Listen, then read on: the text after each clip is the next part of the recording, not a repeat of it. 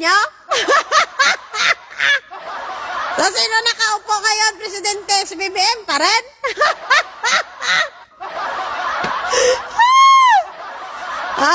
Di ba?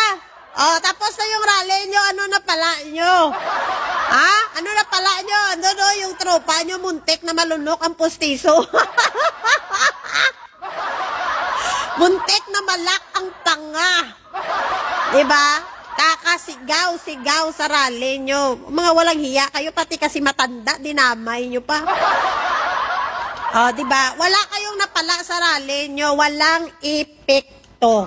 Walang epekto ang paninira ng mga senador nyo na umakyat sa stage at walang epekto ang panggugulo nyo dyan sa rally ninyo. Walang epekto. Bagkos nasira pa ang pangalan ng Iglesia ni Marcolita. Nasira ang pangalan nila.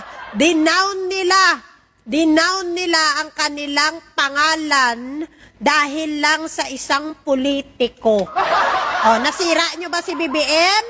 Nasira nyo ba yung ibang politiko na pinagsisira ninyo? Yung administrasyon? Hindi. Bagkos ang nasira is ang pangalan ng simbahan nyo ni Iglesia ni Marcolita. Diba? Habang kayo nagsisigaw ang aming Pangulo andun sa Canada, nagkain ng Jollibee kasama ang Prime Minister ng Canada. Nag-andun ang ating Pangulo. At nag-meet din sa ating mga kababayang OFW dyan. Diba? Ang galing. Andun yung Pangulo natin sa Canada. And yung mga DDS nag-iiyakan na.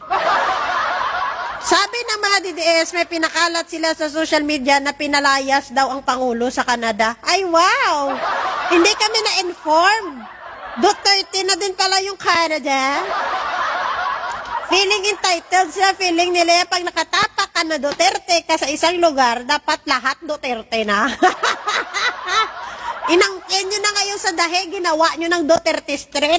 Tapos ngayon, naangkinin nyo na naman yung Canada. Ano na naman itatawag nyo sa Canada? Duterte Street din? Ayan, bot na lang. Iba lahat na lang yan na maapakan ng DDS sa kanila na. Sa Duterte na. Wow! May sariling mundo. Nangaangkin talaga kayo.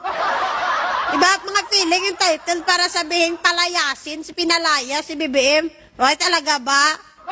Sige nga, subukan yung palayasin kung mapapalayas nyo yan. Sino ba kayo? Wala kayong karapatan kasi mga dayuhan lang kayo dyan. Mga feeling nila sa kanila ang Canada, buong Canada sa inyo. Kayo na nagmamay-ari, DDS, ng Canada, para sabihin nyo na pinalayas nyo yung presidente, baka tukapan kayo sa prime minister, dyan mapahiya kayo.